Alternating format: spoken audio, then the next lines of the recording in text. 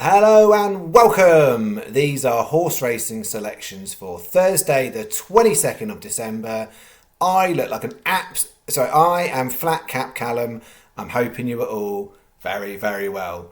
I had to make a decision, guys. Do I acknowledge Christmas in a small way, massive way, or do I just put a ridiculous hat on that's sort of like a flat cap? This is what I could do on short notice. Like it or love it, I've gone for a novelty hat on the last video before Christmas to signify it is the last video before Christmas. What have we got coming up today? Well, it's a standard stake day. I'm doing a £20 day. I'm hoping this video works because I've already three-quarters have recorded it once and it cut out on me for no reason. But yeah, standard stake day for the last day. So it's a £20 day, 4 bets. First race is, and a race we are stacked on, is the 11.50 at Lingfield. The very unassuming 11.50 at Lingfield, 10 runner handicap, Sky are 4, everyone else is 3, and that's my main race of the day. And I'll get to that and explain why. But we're having a bit of a go, and the Christmas spirit. Maybe the Christmas spirit's gone to my head or my antlers. Who knows? But in terms of odds, these are up there with some of the most outrageous bets I've put out there. So not scared of a price on the channel, and it could go horribly wrong on the last day before Christmas. It could go horribly right for the bookmakers, for us, but the horribly bit for the bookmakers. You catch my drift.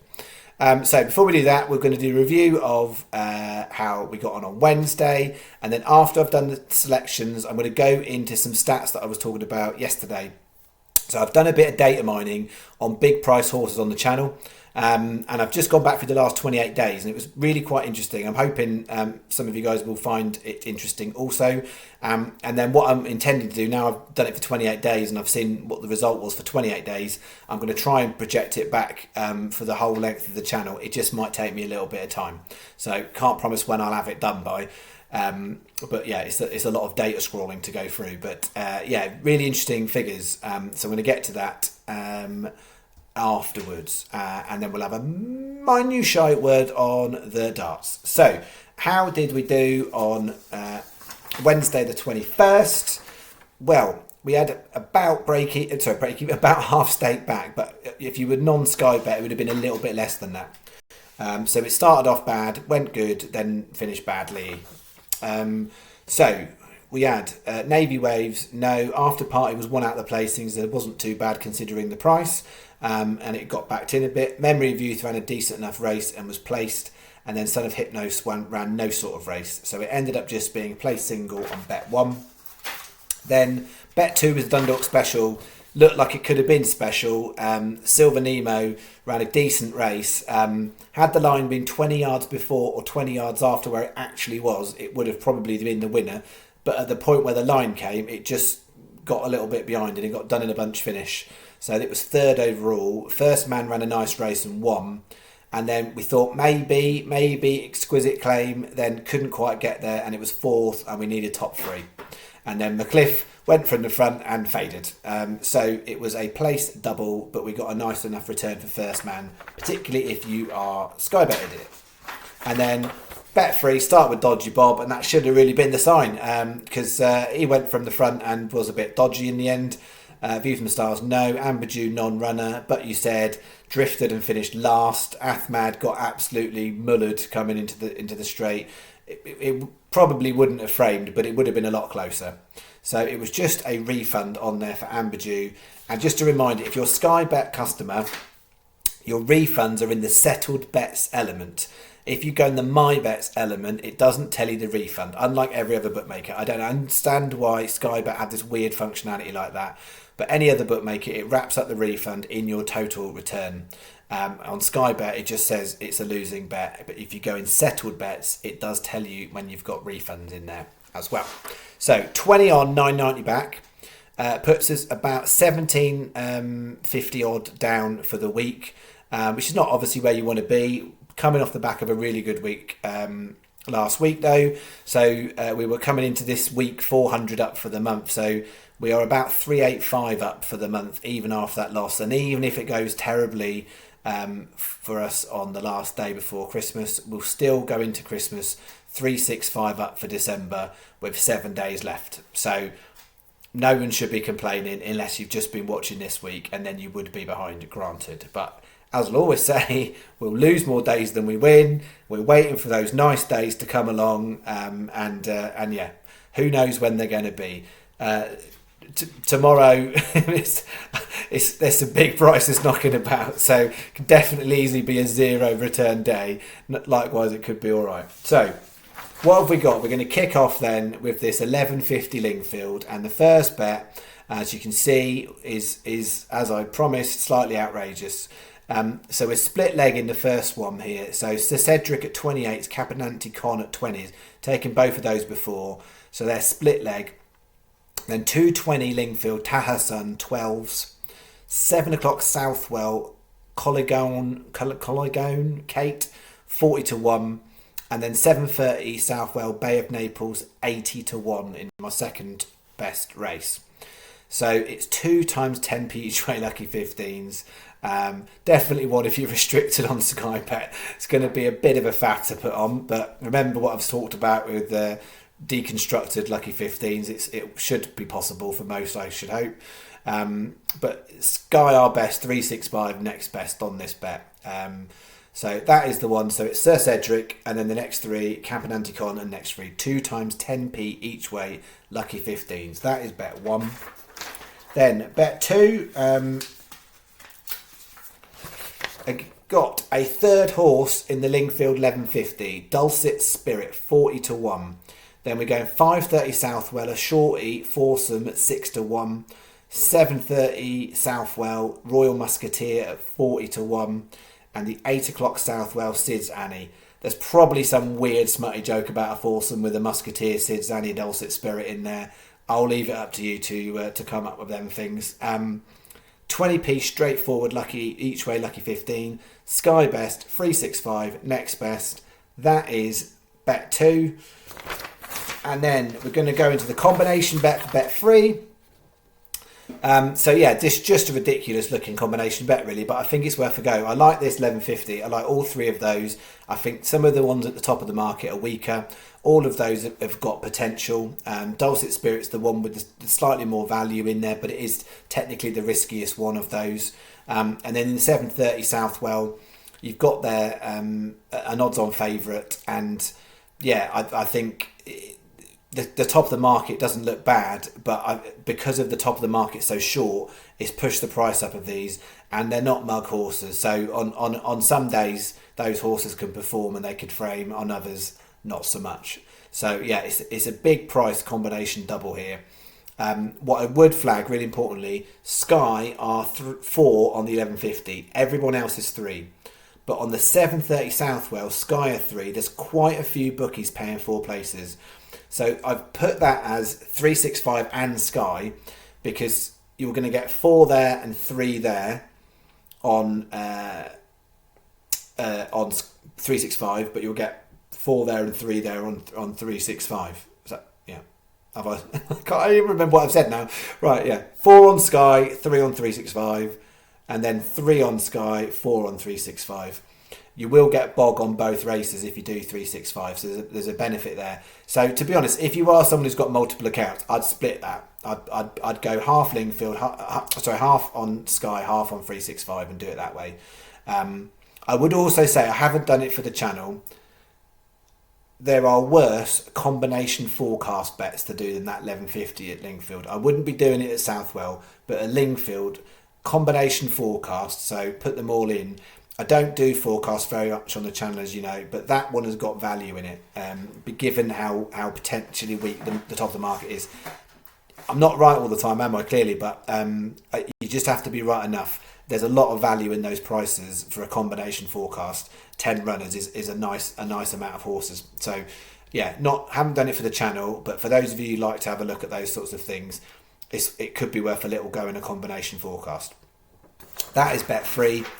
And then bet 4 is the national hunt bet, so nothing to do with the Lingfield or Southwell. It's a completely separate bet, and it's the middle of the afternoon. So as much as the other ones have got some earlies and then a big gap and late ones, this is sort of in the middle. So we'll start off with bets 1, 2, and 3, then we'll come back to them later on, and in the middle we got bet 4.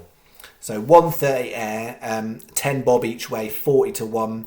3 o'clock air, Hitman Fred 20s. 3:30 air without conviction 14s, and then finishing off 3:40. It's a decent handicap, but I just didn't really like anything standing out, so I've gone half the freedom at 13 to 2. Smaller stake 16p each way, lucky 15, and then a 40p each way double on the first 2, 10 bob each way, and Hitman Fred. 560 a bet. The Sky best on that one, and then any one of 365 Coral. Don't usually say it, but 888 or Betfred. So any one of those 4 for bet 4 as an alternative to Sky if you can't use Sky. That is it. So that is our £20 to finish us off before the Christmas break.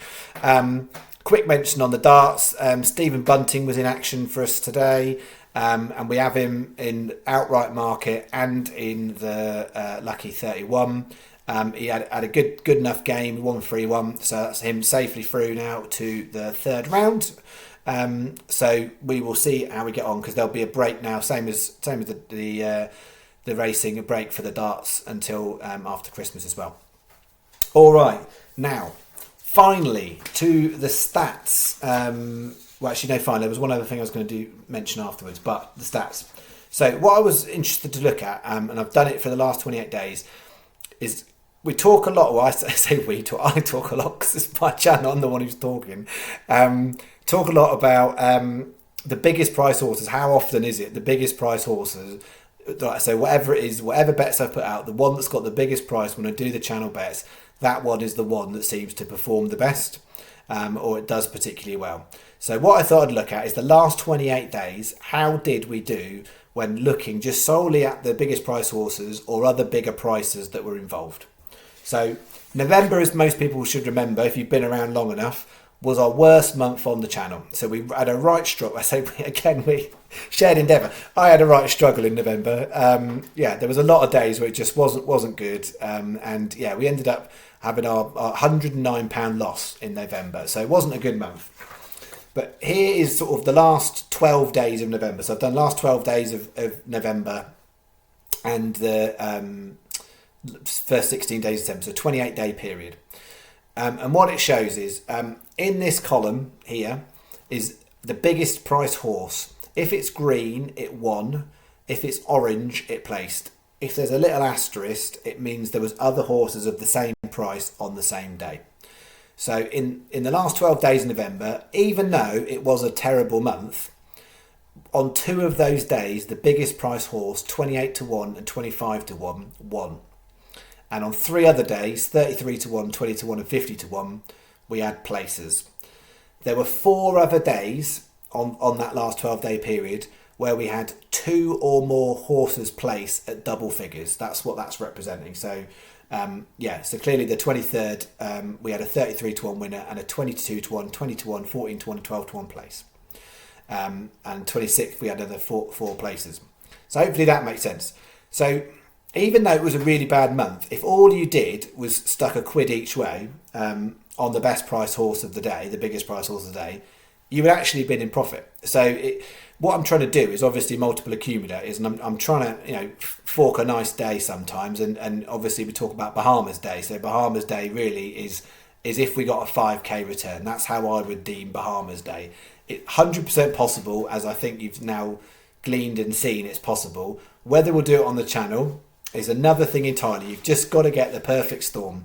But individually, if all you did was back the best price horse in November for that last 12-day period, but I've done the 12 days, but if you actually add on the other days in there as well, it would work out, because if you can work it out for yourself that basically if there was 30 days in a month and I didn't do a video every day and we had at least 2 winners at 28 and 25 and you backed them all individually, single, £1 each way, you would have come out ahead. Hopefully that makes sense. So that's November. Then December, as we know, has been a good month. This is what I wanted to show you for December. So same stats. this column here is listing the 16. I say 16. I haven't added on today's, but if you include today's, which was would have been a dash day, so 16 days.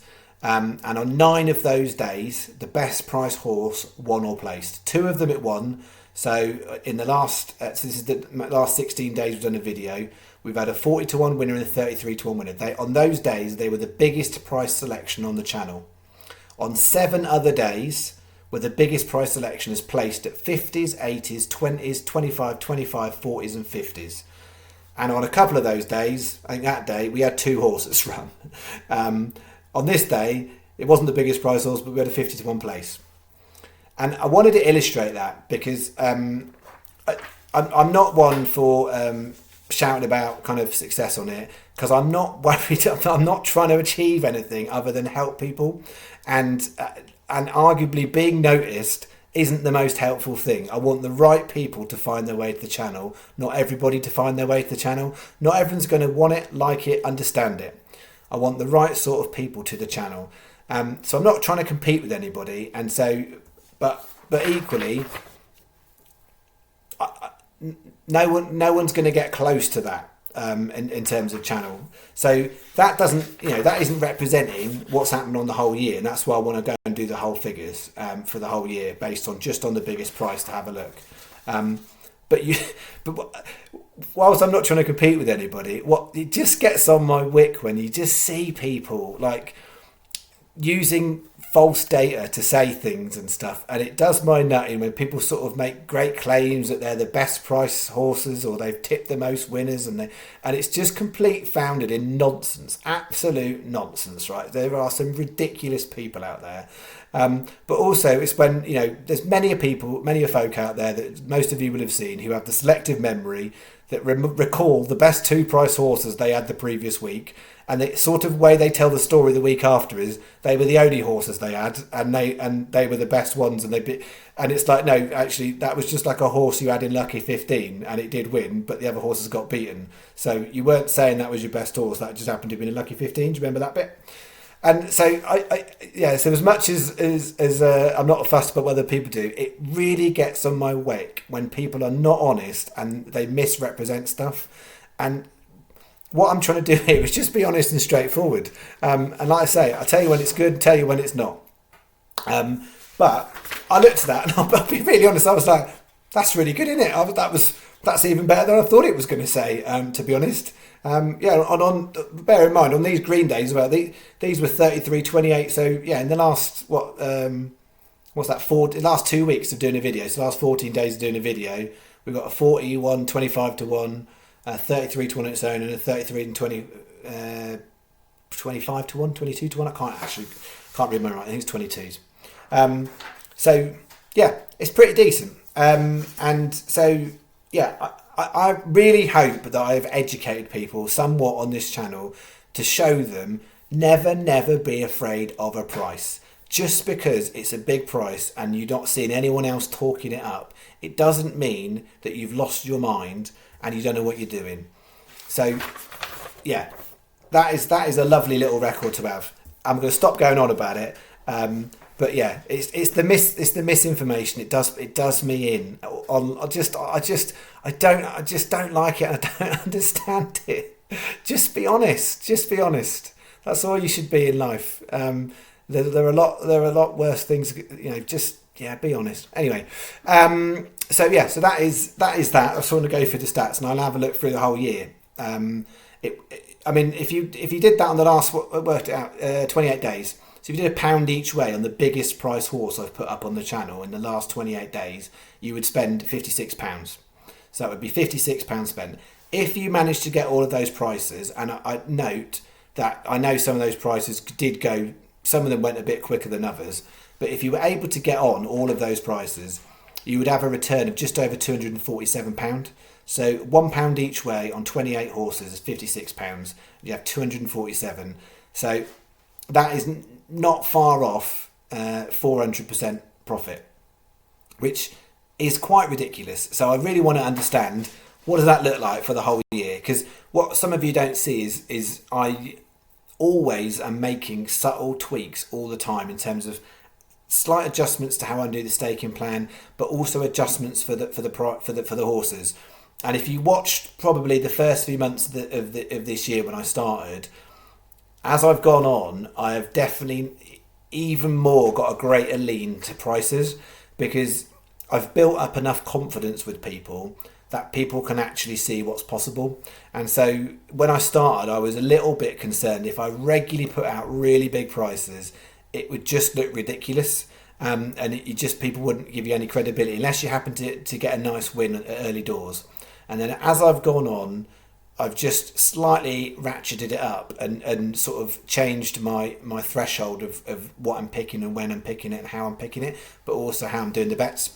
So it's all subtle changes. And clearly November it didn't work. I mean, yeah, I couldn't hit a barn door in November pretty much, but yeah, outside of that, September, October, December, we're good.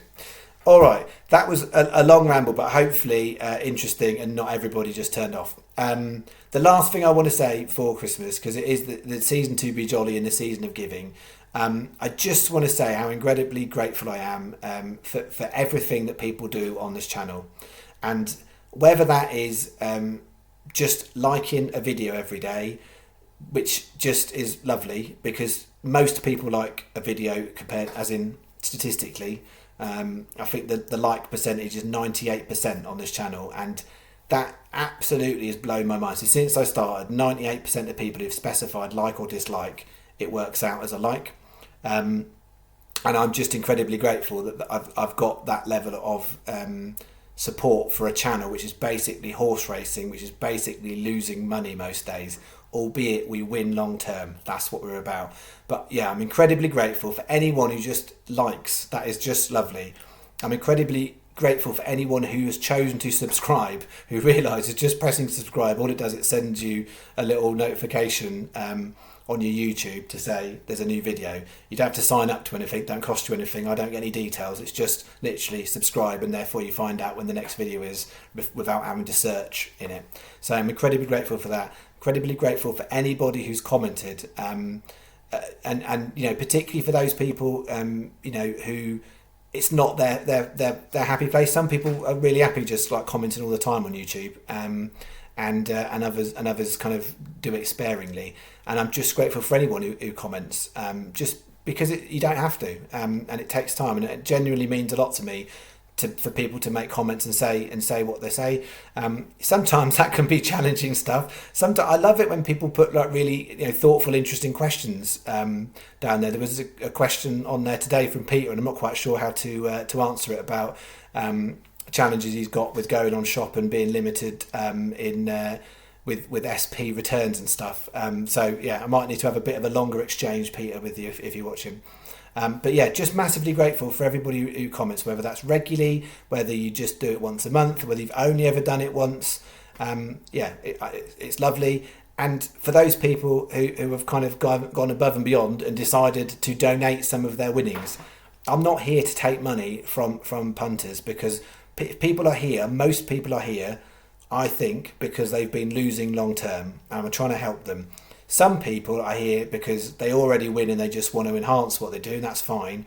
But yeah, nobody has to donate anything through things, and some people do that in a really overt way, and some people very much do that in a less overt way. But I've seen it, and you'll know who you are. So thank you very much. It's just really humbling, because yeah, if you choose to win, it's your money. You do what you want with it. I'm not here to get paid by people betting on money. So as I'll always say, I'll take the money from YouTube, which is not a lot of money. But yeah, I will never charge for a race tip. So if people want to pay me in some respect, some sort of global corporate business to put tips out somewhere else, that's entirely different. But I will never want to take money from punters who potentially have been losing, because that's just, it doesn't feel a moral thing to do to me. So yes, I appreciate this is a long old ramble, but yeah, I'm not going to be here for a few days, so you know, get your free money's worth now.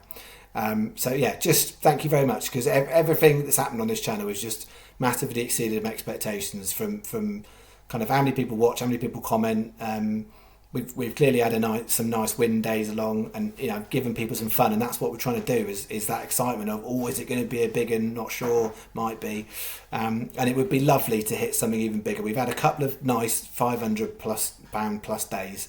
It would be brilliant if we could hit something over £1,000, but there's just no guarantees. You do it long enough, it'll happen. But statistically, we are not owed anything from the bookies. If you've been following from the beginning on this channel, you have taken a lot more from the bookies than you've given. Because the point here is, and I think most people get this. So personally, I start the year. I get a bunch of accounts. I put the money in. I build it up. Take the money out. So whenever I'm betting, I'm not risking any money in terms of my actual money. So I know for some people it's a hobby and they're thinking, can I afford to bet? That is not even in my sphere. If all you did is follow the channel, and you shouldn't technically have to think about whether you can afford to follow the channel. Obviously, if it has a really bad dip like we had in November and you haven't built anything up, that's different. But in theory, you build up. So we had a really lovely day last week and we won a nice bit of money. Technically, if you'd won that, all we're doing is playing with a little bit. What's so easy to do, though, is when you have a nice day, people fritter it away. Like, my dad is betting, he's well in his 80s, he bets every day. He had a nice day on the horses yesterday, he won a bit of money. And so lo and behold, when he sent me his bets through to put on for him through today, he's bet a little bit more than he did the day before, because he's got his confidence up and he's gone for it a little bit more. And that's what most people do. But to win long term, you just got to stick to the discipline. You get to know when there might be a day where you might want to up it a little bit. But it's slow increments. So even though, off the channel, I might have had an amazing year, I'm not betting anymore. I'll bet up on certain days, but I'm not suddenly changing what I'm doing. I'm just gradually building up a pot of money. And yeah, right. That's. I think I might finish it there, because this has got the first version of this video got deleted, so I'm gonna get out of it quick. Right, that is it. I hope everybody genuinely has a lovely Christmas. I appreciate it's not everyone's favourite time of year. It's a lot of people's favourite time of year, but for lots of reasons, it's not everyone's favourite time of year. So whatever you're doing, stay safe, have a nice time. I will be back on Boxing Day. As I said, I think yesterday, freebets.com, there'll be a video for the main ITV racing stuff.